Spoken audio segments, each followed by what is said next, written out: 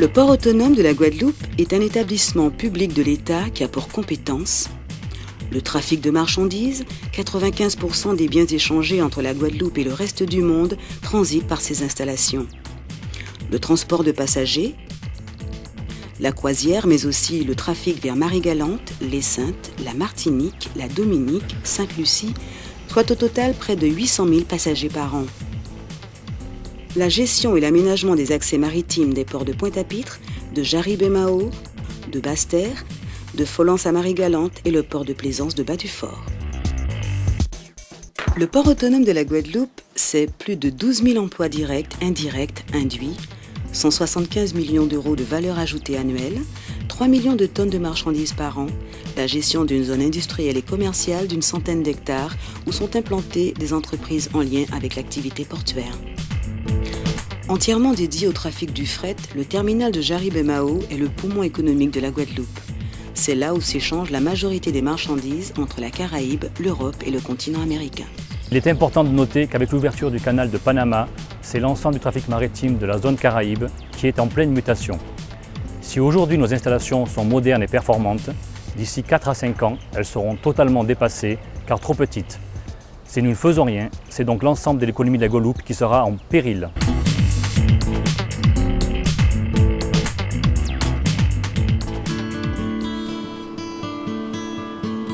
Tiré par la Chine et l'Asie, le trafic maritime conteneurisé se développe considérablement à travers le monde.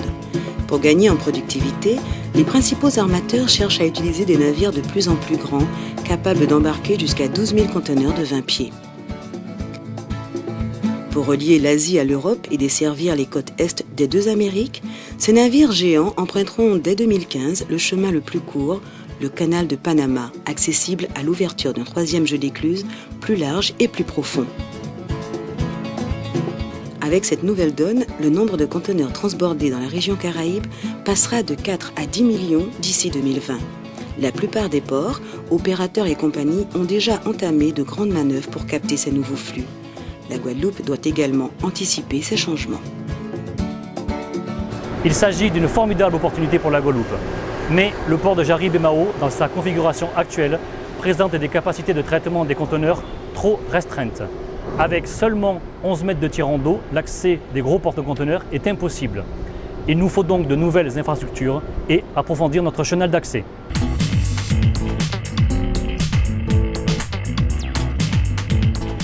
Si nous ne faisons rien, ce sera immanquablement la fidélisation de notre destination. Cela signifie que la Guadeloupe sera desservie de manière indirecte par des petits navires, puisque les opérations de transbordement s'effectueront ailleurs.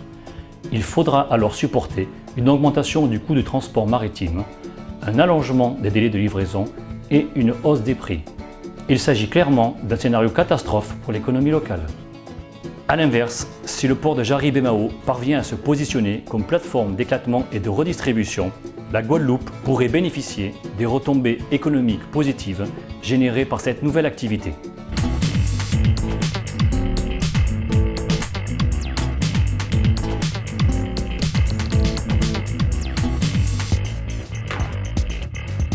Le projet consiste à créer un nouveau terminal à conteneurs en eau profonde en vis-à-vis du terminal existant.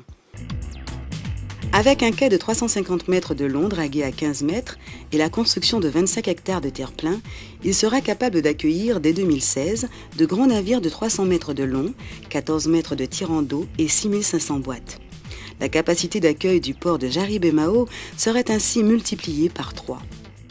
Cette nouvelle installation répondrait aux normes sismiques françaises les plus élevées, c'est-à-dire que le port de Jaribe-Mao serait le seul dans la région à garantir une continuité d'approvisionnement en cas de séisme majeur. Le projet comporte une possibilité d'extension qui permettrait d'accueillir à terme des navires New Panamax de près de 12 000 conteneurs.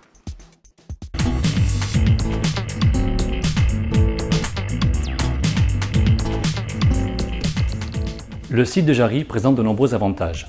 Il est naturellement protégé de la houle. Il y a l'existence d'un haut fond qui permet de limiter les remblais nécessaires au futur terre-plein. Et nous pouvons profiter des infrastructures de l'actuel terminal à conteneurs et de la zone industrielle de Jari.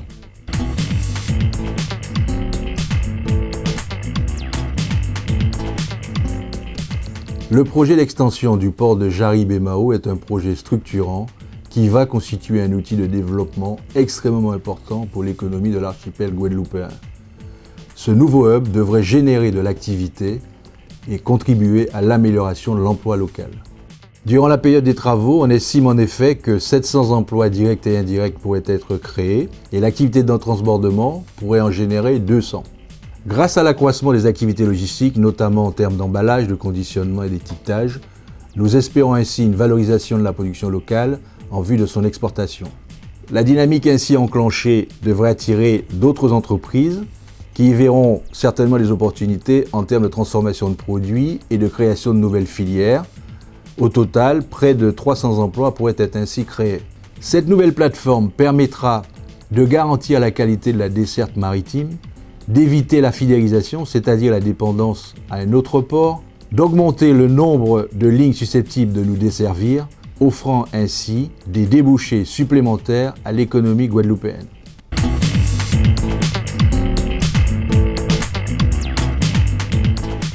L'évolution de la réglementation tant nationale qu'internationale, la fragilité de l'écosystème insulaire tropical, l'exposition aux catastrophes naturelles, l'exiguïté du territoire et la rareté de la ressource foncière, les risques de pollution accrus en raison de l'intensification des trafics dans la zone Caraïbe sont autant de raisons de concilier intérêts socio-économiques et environnemental. Dans le cadre de ces projets de développement, le port autonome met la préservation de l'environnement au cœur de ses préoccupations. De nombreuses actions ont été initiées dans le cadre du programme de développement durable, 500 000 € sur 3 ans, lancé par le PAG en 2008. Par exemple, le financement de travaux universitaires, la réalisation d'un premier bilan carbone des émissions de CO2 des activités portuaires, la protection du récif corallien. Par ailleurs, le PAG multiplie les initiatives innovantes dans le domaine environnemental. En lançant une installation de stockage des déchets inertes, une solution de valorisation innovante des déchets du BTP, en engageant la production d'énergie solaire sur les toits de ces entrepôts. Dans le cadre du projet d'extension du terminal à conteneurs, la prise en compte de l'environnement constitue naturellement une priorité. Le projet devrait nécessiter 33 mois de chantier. Cette envergure exige d'anticiper et de prendre en compte les effets sur l'environnement afin de les minimiser et de prévoir des mesures de réduction et de compensation des impacts. C'est pourquoi nous avons fait réaliser un état initial de l'environnement pour identifier dans le périmètre d'enjeu les zones les plus sensibles. Les premiers constats montrent que la zone d'emprise du projet, au sud de la zone portuaire de Jaribe-Mao, s'avère être finalement peu sensible. D'abord, la zone est déjà fortement industrialisée. Et ensuite, les peuplements marins les plus riches et les plus sensibles sont situés à l'extérieur de la zone d'emprise du projet. Cet état initial a également permis d'identifier sur la zone les impacts liés à la construction et à l'exploitation du terminal. Par exemple, le tracé du chenal a été optimisé afin d'éviter au maximum les récifs coralliens. Tout au long de la conduite du projet, de sa conception jusqu'à l'exploitation, nous nous sommes fixés 3 objectifs. D'abord, maintenir les fonctionnalités des écosystèmes marins et terrestres et la biodiversité dans la baie de Pointe-à-Pitre. Ensuite, minimiser au maximum les impacts du chantier sur l'environnement et le cadre de vie. Et enfin, mettre en place des mesures de réduction et de compensation innovantes. Ces mesures seront bien évidemment validées par les scientifiques et mises en œuvre de façon étroite avec les organismes publics et les associations de protection de l'environnement.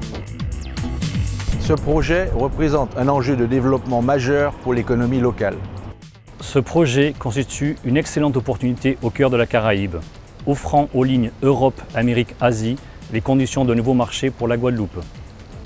Nous avons déjà engagé une large concertation avec l'État, les élus, les socioprofessionnels et les membres de la communauté portuaire.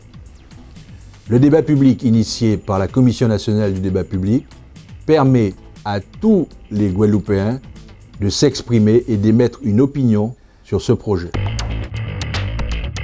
Ce grand projet pour la Guadeloupe est naturellement le vôtre. Alors, vos idées, vos attentes, vos questions, parlons-en ensemble.